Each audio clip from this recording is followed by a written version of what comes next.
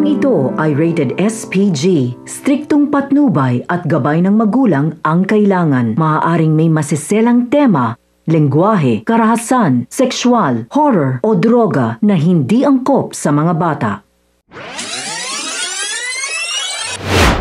Mga kapamilya, narito ang mga pinaka-mainit na tagpo sa FPJ's Batang Quiapo. Makakarating kay Ramon ang balita na napatay ni Tanggol ang brutal niyang kaaway na si Rigor dahil sa impormasyong ibinigay ni General Ribas. Kaya agad itong hinanap si David sa mansyon dahil napaka-imposible umanong si Tanggol ang pumaslang kay Rigor. Gayong kausap niya lang ito sa mansyon at ito rin ang pumigil sa kanya sa pangalawang pagkakataon na wag tuluyan itong si Rigor. Kaya naman nagtataka siya dahil nang sinermonan niya si David ay tila inosente ito sa ginawang panggugulo sa Quiapo. Dito na nga siya nagsimulang magduda, kaya nang hinanap niya si David sa mansyon ay hindi niya mahagilap. Sinabi niya sa kanyang sarili na kailangan niyang sundan ito dahil tiyak na bumalik ito sa Quiapo at para masagot na rin ang katanungan na bumabagabag sa kanya na kung paano nangyari na si Tanggol ang pumatay kay Rigor. Walang kaalam-alam si David na patay na si Rigor at sinusundan pala siya ni Ramon. Ang tanging balak niya lamang sana ay tapusin na si Tanggol para wala nang sagabal sa kanyang mga plano. Ngunit sumambulat kay David ang kanyang tatay Rigor na nakahandusay sa sahig at wala ng buhay.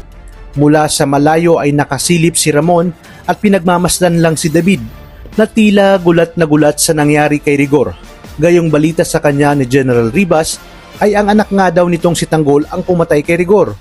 Hanggang sa magwala na nga si David at binunot ang kanyang baril habang naghihinagpis.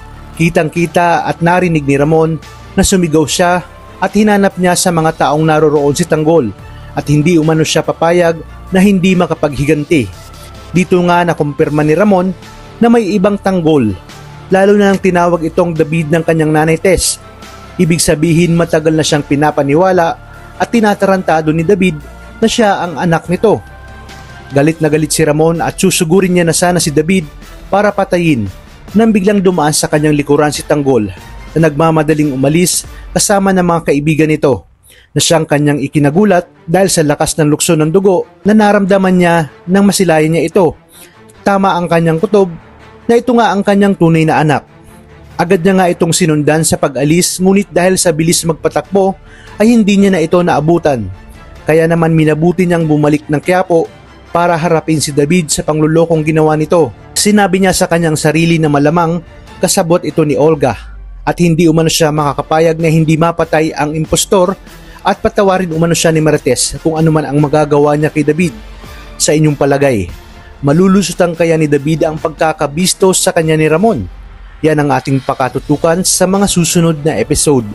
Maraming salamat sa inyong panonood at pagpalain tayong lahat, kapamilya.